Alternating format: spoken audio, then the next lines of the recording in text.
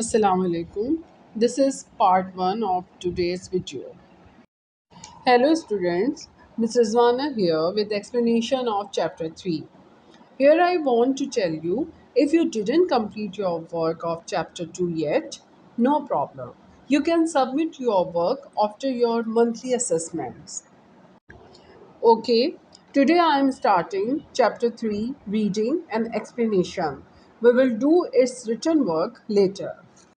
Before starting reading, I want to give you a recap of Chapter 2. In Chapter 2, we read about the experience of David at Salem House. Mr. Creakle David was was frightened Mr. of Mr. Murdstone's Creakle's friend personality and and his he behavior with behaved with him. David.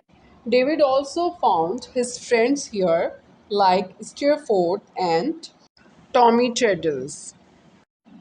At the end of this chapter, we read about the sad news of David's mother Clara's death.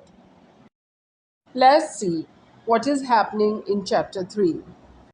Now I'm going to read page number 15, first paragraph. Please pay attention. I start work. Emily hears about Steerforth. After the funeral of my mother, the first thing that Miss Murdstone did was to dismiss Peggotty. She had to leave in a month's time. Peggotty said that she would stay with her brother at Yarmouth for 2 weeks. She asked Miss Murdstone if I could go with her. Oh, said Miss Murdstone, my brother must not be troubled by such matters. He has too much to think about. I suppose the boy can go. At your mouth, Mr. Peggotty and Ham were waiting for us. We soon came within sight of Mr. Peggotty's house. It looked just the same, and Mrs. Gummidge was waiting at the door. But little Emily was not there. Mr. Peggotty told me she was at school. I knew which was Emily would come home, and presently walked slowly along the path to meet her. Then she came. She was prettier and gayer, and her blue eyes looked bluer than ever. I decided to play a game and pretend I did not know her.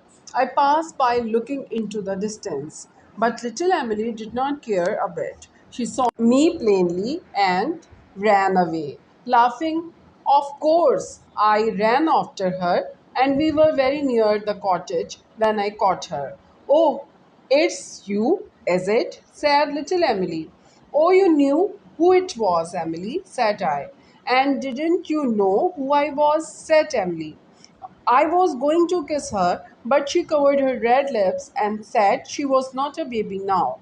She was so friendly and kind and had such a pleasant manner that I liked her more than ever.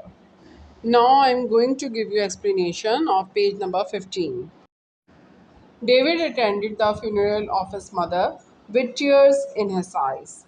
He was still in shock, but he had to bear one more sad news that his dear nurse, Peggotty, was dismissed from her job by Miss Murdstone. Peggotty wanted to carry David to Yarmouth with her for 2 weeks. At Yarmouth, everyone was waiting for them, like Mr. Peggotty, Ham, Mrs. Gummidge, and little Emily.